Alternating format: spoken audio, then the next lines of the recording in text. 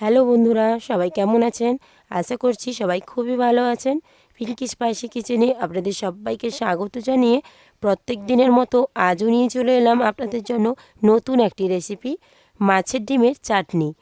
মাছের ডিমের অনেক রেসিপি তো আমরা খেয়েছি, তাই আজ ভাবলাম নতুন কিছু ট্রাই করা যাক, তাই ওটাও আপনাদের সাথে শেয়ার করব। মাছের ডিমের চাটনি বানানোর জন্য মাছের ডিমটাকে পরিষ্কার করে নিলাম। এরপরে স্বাদ মতো লবণ ও হলুদ দিয়ে মাছের ডিমটাকে এইভাবে কুচো করে নিলাম।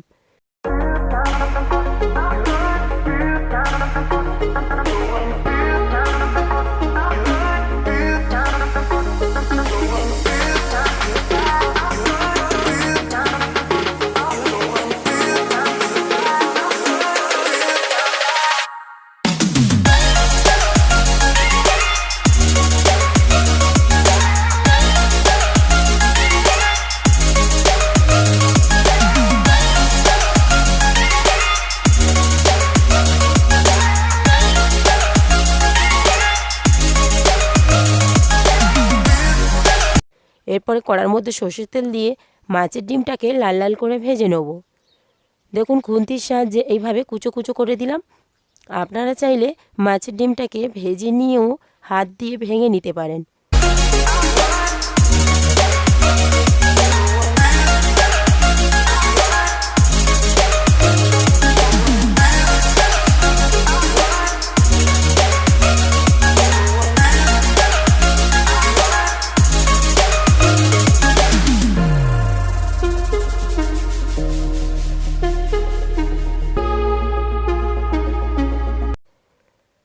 এরপর দেখুন মাছের ডিমটা ভালো করে ভাজা হয়ে গেছে, আমি একটি পাত্রে নিয়ে নিলাম। অপর দিকে দেখুন নিয়ে নিয়েছি আমচুর বা আমশি। কাঁচা আমটাকে লবণ দিয়ে রোদ্দুরে শুকিয়ে এইভাবে রেখেছি। অনেকে এটাকে আমশিও বলে থাকে বা আমচুরও বলে থাকে। আপনারা কি বলে থাকেন অবশ্যই কমেন্ট করে জানাবেন। আমরা এটাকে আমশি বলে থাকি। দেখুন জল দিয়ে এটাকে ভালো করে মাখিয়ে নেব।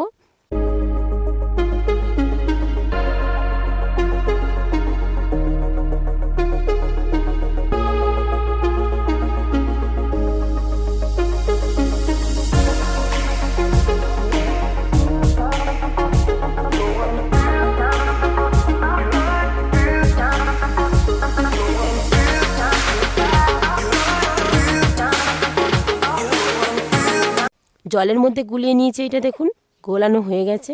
উনুনে কড়া বসিয়ে দিয়েছি, সর্ষের তেল দিয়ে দিলাম। তো ফোড়ন হিসাবে এখানে ব্যবহার করেছি কালো সর্ষে এবং কাঁচা লঙ্কা। ফোড়ন দিয়ে দিলাম, দিয়ে নাড়াচাড়া করে দিয়ে দিলাম হলুদ গুঁড়ো, স্বাদ মতো লবণ ও 1 টেবিল স্পুন চিনি দিয়ে আবারও একটু ভেজে নিলাম মশলাগুলোকে।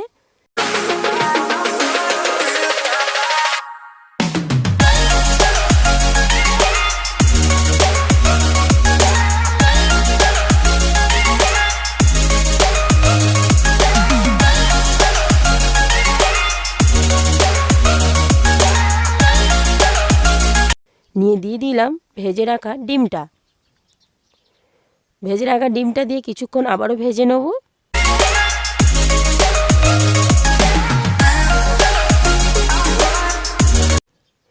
ভাজা হয়ে গেছে, এরপরে দিয়ে দিলাম গুলে রাখা আমশির জলটা। দেখুন জলটা দেওয়া হয়ে গেছে, এরপর একটি ঢাকনা লাগিয়ে দিলাম।